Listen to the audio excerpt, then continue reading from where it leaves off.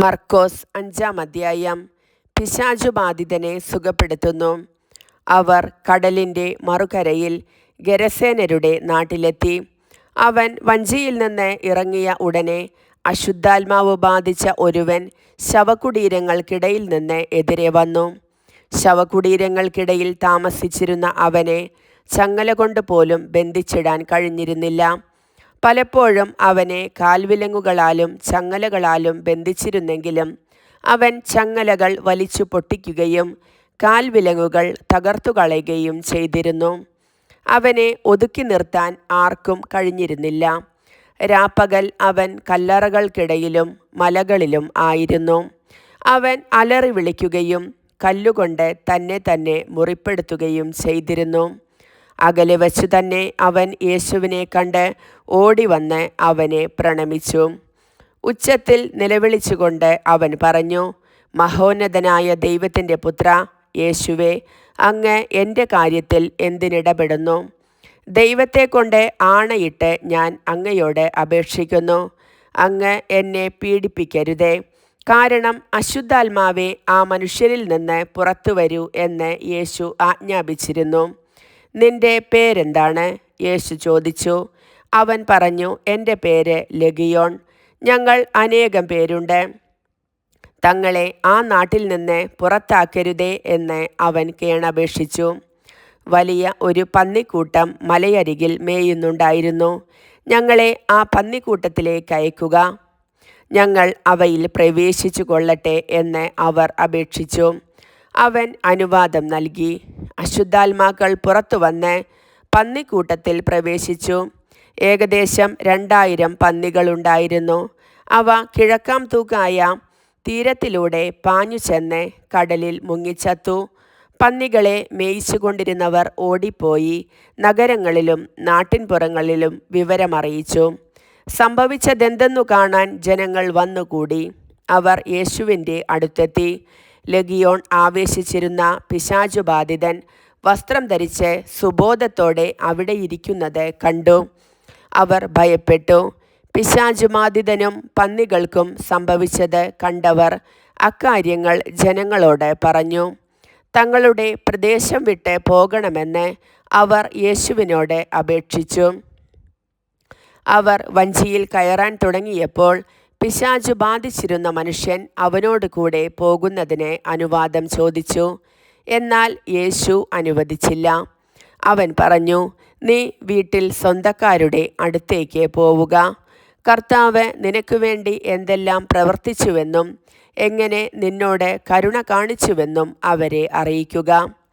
അവൻ പോയി യേശു തനിക്കു വേണ്ടി എന്തെല്ലാം ചെയ്തെന്ന് ദെക്കാപ്പൊളീസിൽ പ്രഘോഷിക്കാൻ തുടങ്ങി.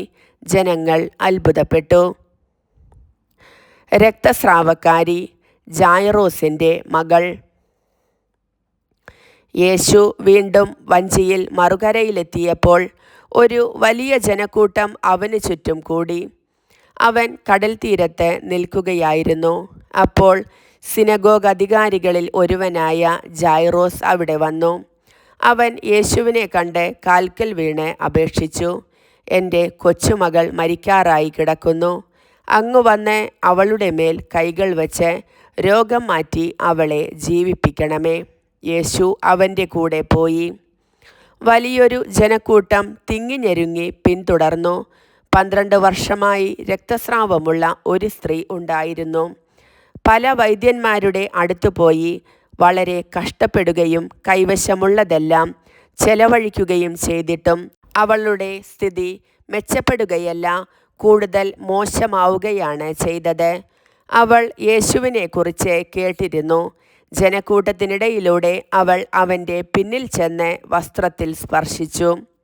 അവൻ്റെ വസ്ത്രത്തിൽ ഒന്ന് തൊട്ടാൽ മാത്രം മതി, ഞാൻ സുഖം പ്രാപിക്കും എന്ന് അവൾ വിചാരിച്ചിരുന്നു. തൽക്ഷണം അവളുടെ രക്തസ്രാവം നിലച്ചു. താൻ രോഗവിമുക്തയായിരിക്കുന്നുവെന്ന് അവൾക്ക് ശരീരത്തിൽ അനുഭവപ്പെട്ടു. യേശുവാകട്ടെ തന്നിൽ നിന്ന് ശക്തി പുറപ്പെട്ടെന്ന് അറിഞ്ഞ് പെട്ടെന്ന് ജനക്കൂട്ടത്തിനു നേരെ തിരിഞ്ഞു ചോദിച്ചു, ആരാണ് എൻ്റെ വസ്ത്രത്തിൽ സ്പർശിച്ചത്? ശിഷ്യന്മാർ അവനോട് പറഞ്ഞു, ജനം മുഴുവൻ നിനക്ക് ചുറ്റും തിക്കിക്കൂടുന്നത് കാണുന്നില്ലേ? എന്നിട്ടും ആരാണ് എന്നെ സ്പർശിച്ചത് എന്നു നീ ചോദിക്കുന്നുവോ? ആരാണ് അത് ചെയ്തതെന്നറിയാൻ അവൻ ചുറ്റും നോക്കി. ആ സ്ത്രീ തനിക്കു സംഭവിച്ചതറിഞ്ഞ് ഭയന്നു വിറച്ച് അവൻ്റെ കാൽക്കൽ വീണ് സത്യം തുറന്നു പറഞ്ഞു. അവൻ അവളോട് പറഞ്ഞു, മകളെ, നിന്റെ വിശ്വാസം നിന്നെ രക്ഷിച്ചിരിക്കുന്നു. സമാധാനത്തോടെ പോവുക. വ്യാധിയിൽ നിന്ന് വിമുക്തയായിരിക്കുക. യേശു സംസാരിച്ചു കൊണ്ടിരിക്കെ സിനഗോഗ് അധികാരിയുടെ വീട്ടിൽ നിന്ന് ചിലർ വന്നു പറഞ്ഞു, നിന്റെ മകൾ മരിച്ചു. ഗുരുവിനെ ഇനിയും എന്തിന് ബുദ്ധിമുട്ടിക്കുന്നു? അതുകേട്ട് യേശു സിനഗോഗ് അധികാരിയോട് പറഞ്ഞു, ഭയപ്പെടേണ്ട, വിശ്വസിക്കുക മാത്രം ചെയ്യുക. പത്രോസും യാക്കോബും യാക്കോബിൻ്റെ സഹോദരൻ യോഹന്നാനും ഒഴികെ മറ്റാരും തന്നോട് കൂടെ പോരാൻ അവൻ അനുവദിച്ചില്ല. അവർ സിനഗോഗ് അധികാരിയുടെ വീട്ടിലെത്തി. അവിടെ ആളുകൾ വലിയ ബഹളം വയ്ക്കുന്നതും ഉച്ചത്തിൽ കരയുന്നതും അലമുറയിടുന്നതും അവൻ കണ്ടു. അകത്തു പ്രവേശിച്ച് അവൻ അവരോട് പറഞ്ഞു, എന്തിനാണ് നിങ്ങൾ ബഹളം വയ്ക്കുകയും വിലപിക്കുകയും ചെയ്യുന്നത്? കുട്ടി മരിച്ചിട്ടില്ല, ഉറങ്ങുകയാണ്. അവർ അവനെ പരിഹസിച്ചു. അവനാകട്ടെ അവരെ എല്ലാവരെയും പുറത്താക്കി. അനന്തരം പെൺകുട്ടിയുടെ മാതാപിതാക്കന്മാരെയും തൻ്റെ കൂടെ ഉണ്ടായിരുന്നവരെയും കൂട്ടിക്കൊണ്ട് അവളെ കിടത്തിയിരുന്നിടത്തേക്ക് അവൻ ചെന്നു. അവൻ അവളുടെ കൈക്കു പിടിച്ചുകൊണ്ട്, ബാലികെ, എഴുന്നേൽക്കൂ എന്നർത്ഥമുള്ള തലീത്താകും എന്നു പറഞ്ഞു. തൽക്ഷണം ബാലിക എഴുന്നേറ്റു നടന്നു. അവൾക്ക് 12 വയസ്സ് പ്രായമുണ്ടായിരുന്നു. അവർ അത്യന്തം വിസ്മയിച്ചു. ആരും ഈ വിവരം അറിയരുത് എന്ന് യേശു അവർക്ക് കർശനമായ ആജ്ഞ നൽകി. അവൾക്ക് ഭക്ഷണം കൊടുക്കാൻ അവൻ നിർദ്ദേശിച്ചു. കർത്താവിൻ്റെ വചനം.